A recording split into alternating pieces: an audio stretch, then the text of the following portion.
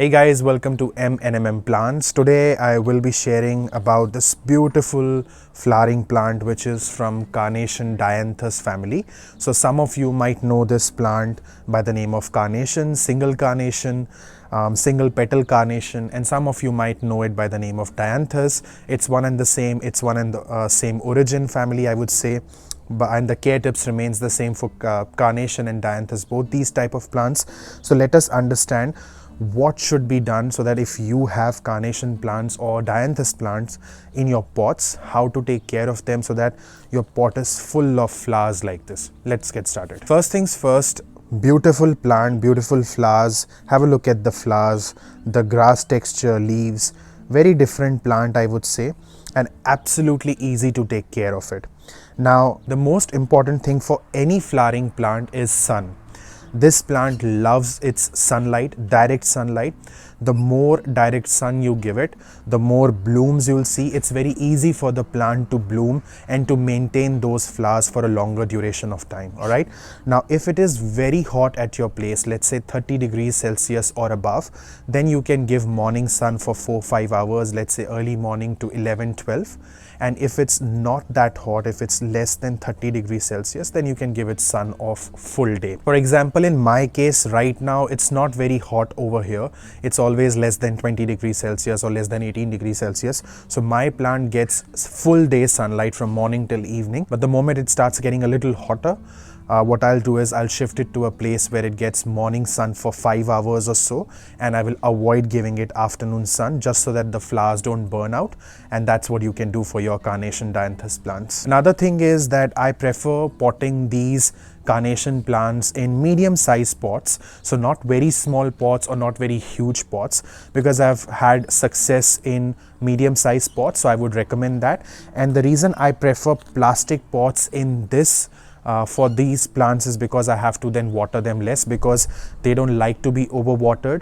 So when I water once and it takes a little while for the water to evaporate because of the plastic pot, I only water when the soil is absolutely dry. Even if the soil is moist, I would not water it. I would wait for the soil to go bone dry, and that's only when I will water my carnation plant. The next important thing for these flowering plants is that you give it proper fertilizer.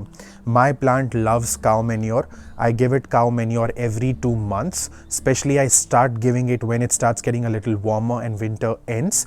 That's the first time I give it cow manure, and then I repeat the cycle every 2 months. So I'll just get rid of top 2.5 inches of soil, fill it with fresh manure, and the job is done for coming 2 months. My plant will be very happy, healthy, pest free, and will bloom a lot. Another important thing for me is to continuously groom my plant and to keep it fresh, because the way we feel good and fresh when we groom ourselves, it's the same with our plant. So according to me, I just make sure my pot is clean from the outer end. The soil, I'll just do a little bit of digging.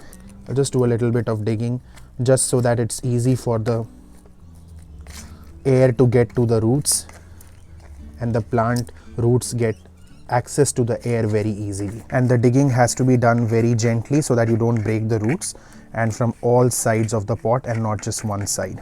Apart from that, it is important to get rid of the spent flowers. That means the flowers that are done with their life. This is also called deadheading. Deadheading will encourage more and more bloom.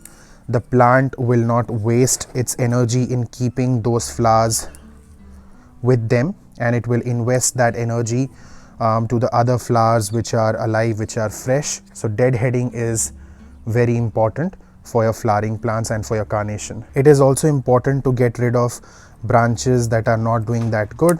This is also part of the grooming process, and this will help the plant to grow taller. I always prefer grooming it from the bottom part like this.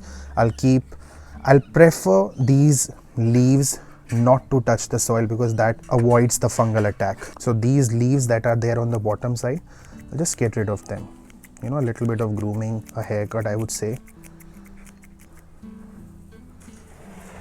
to your plant, just so that these leaves, they don't touch the soil and there is no direct contact with the soil, and there is no fungal attack, easy fungal attack. I look at my plant like once in a week, during the weekends mostly, and I just want to make sure that, you know, the plant has its grooming done, because when I keep doing that grooming, you know, deadheading, getting rid of the leaves and the flowers that need to be off the plant, that actually, you know, contributes a lot to plants' health, plants' life, blooming. Everything matters. Like, it's every bit and pieces. When you put it together, it becomes a complete thing. So that's what matters, and I do it with all my flowering plants. And the last thing to end with, along like many other plants of yours, even for Carnation Dianthus, you have to have a pot which has very good drainage. The water should easily flow out. It should not be locked inside. Otherwise, root rotting will start. And you have to make a very well drained soil, very loose soil. So you can mix a lot of perlite, vermiculite to make a well drained soil. The reason I say well drained soil is, if the soil is loose and not very clayey, it is very easy for the air to flow and the roots to have the easy access to the air. Not only that, it becomes very easy for the water to flow out of the soil to out of the pot, and it just doesn't get locked in there. The roots can move easily here and there, and they will be healthy. And if the roots are healthy, the plant will be healthy. If the plant is healthy, it will bloom a lot and you'll be very happy. So it's all connected. Take care of your Dianthus carnation plants. They are beautiful. They are available in several colors. Get it in your garden and add a lot of color to your life. If you like this video, do hit the subscribe button and that like button so that you can be in touch with this family.